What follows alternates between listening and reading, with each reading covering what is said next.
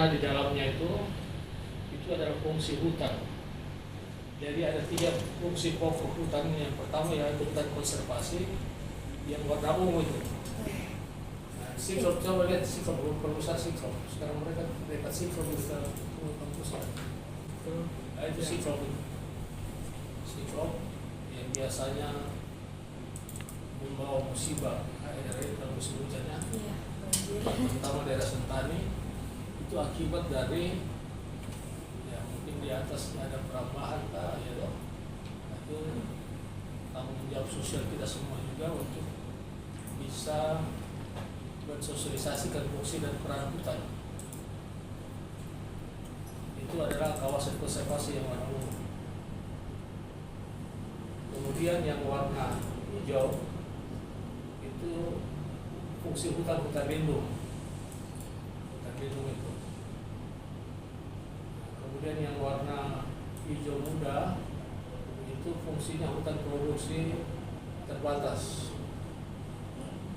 Dan warna kuning itu adalah hutan produksi tetap. Hutan produksi tetap.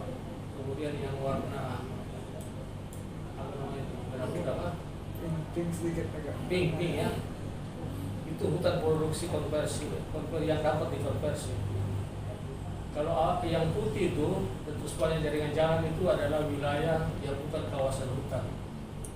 Ya, dulu mungkin kawasan hutan tapi sudah dilepaskan oleh Menteri Kehutanan di daerah pengembangan kota atau daerah-daerah pemukiman. Ini salah satu bidang perencanaan yang disusun oleh Kementerian Kehutanan. Siapa yang menetapkan dan menunjuk kawasan hutan ini adalah Menteri Kehutanan. Jadi perubahan warna menjadi putih itu pun atas persetujuan dari Menteri Kehutanan. Ya.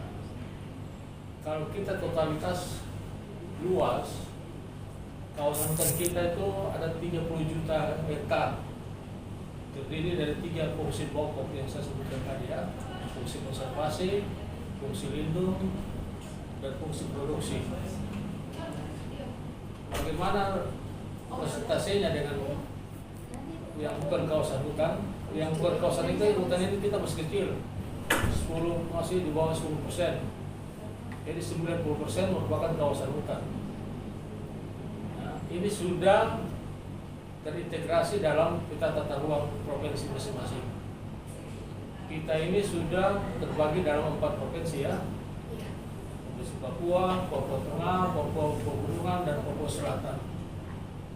Itulah adalah wilayah administrasi pemerintahan yang di dalamnya juga ada kawasan hutan. Nanti ke depan setelah mereka menyusun tata ruang, Menteri akan menunjuk juga kawasan hutan di masing-masing wilayah provinsi tersebut. Ya, jadi Pulau Semanggar ini sudah dibagi 4 lagi daerah otonomi baru ya. Kemudian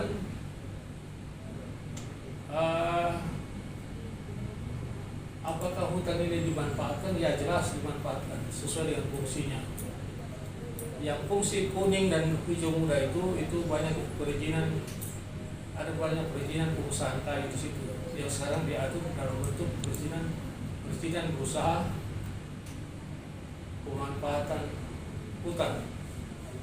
Itu makanya itu untuk memproduksi hasil hutan baik itu kayu dan non kayu.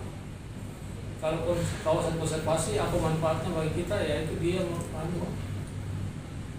mempertahankan keanekaragaman hayati ya, baik itu flora dan fauna.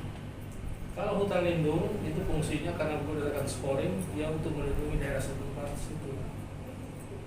Ya, biasanya itu ciri khasnya dia daerah-daerah yang tercal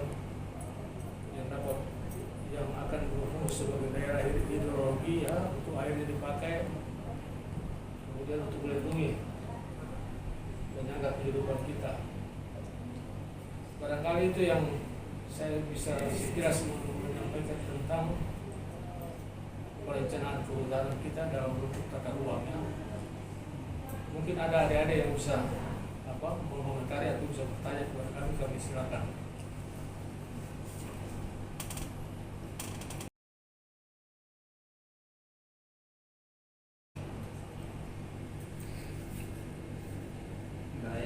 kasih atas kesempatan yang diberikan.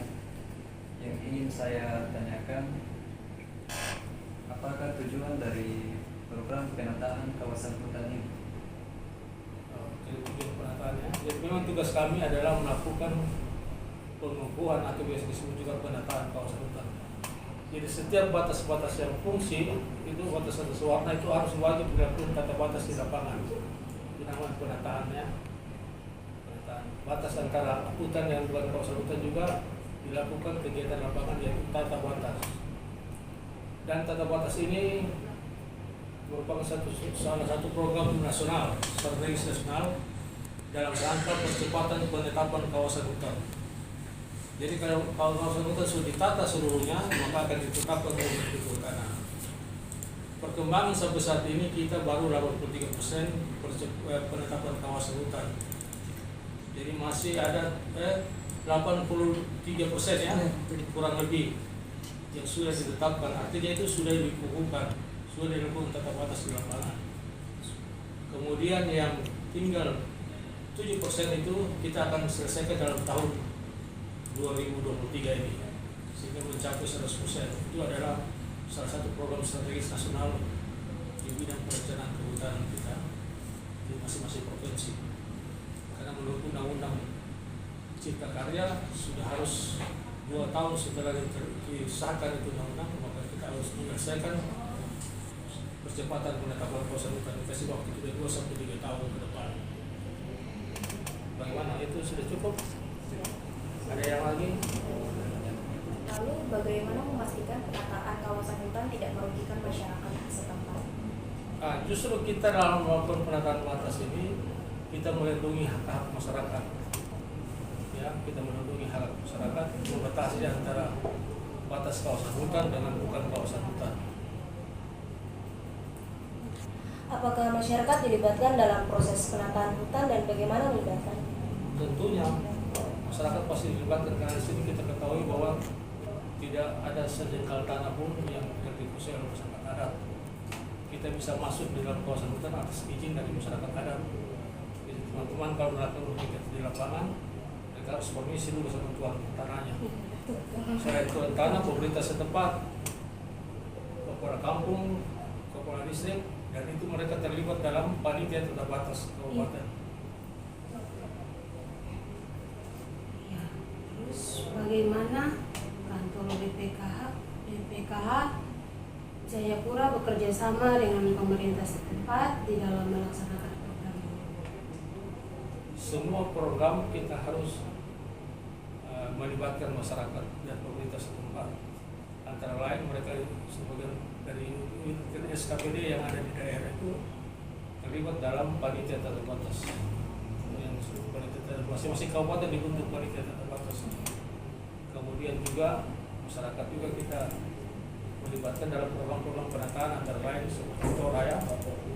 Jadi kawasan hutan yang sudah diduduki lama oleh masyarakat dan sudah existing di lapangan itu wajib kita keluarkan ya, dari kawasan hutan.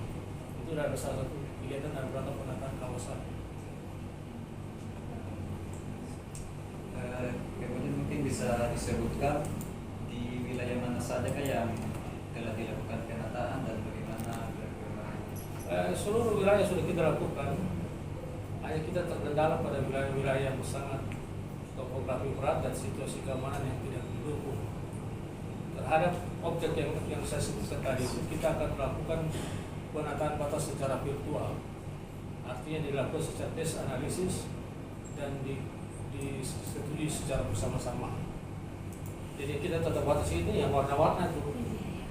Warna itu. Tapi kita prioritas pada batas luar. Batas luar apa artinya? Batas luar yaitu batas antara kawasan hutan dengan bukan kawasan hutan, seperti yang garis hitam itu, titik-titik. Itu dilakukan, kita lakukan pemasangan pal batas. Ya, pemasangan pal batas.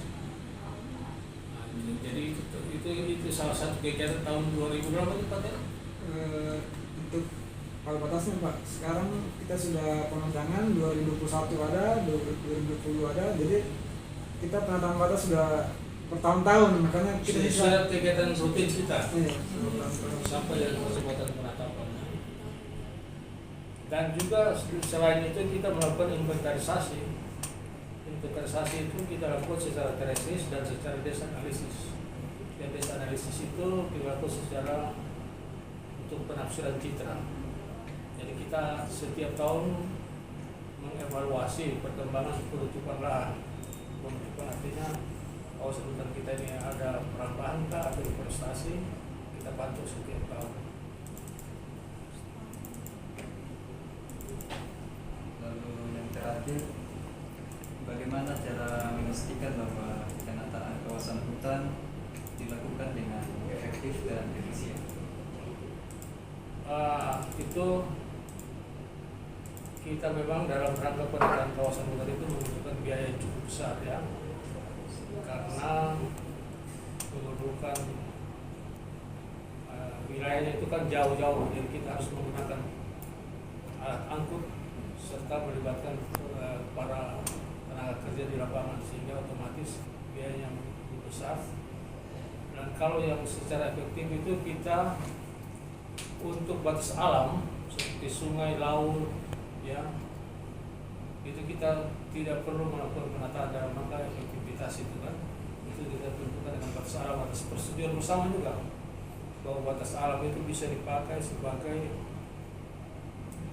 material atau pendukung penetapan kawasan hutan. Ya, batas alam. Jadi itu kan sudah jelas batas terluar alam kan. Ini batas alam hutan, baik itu sungai atau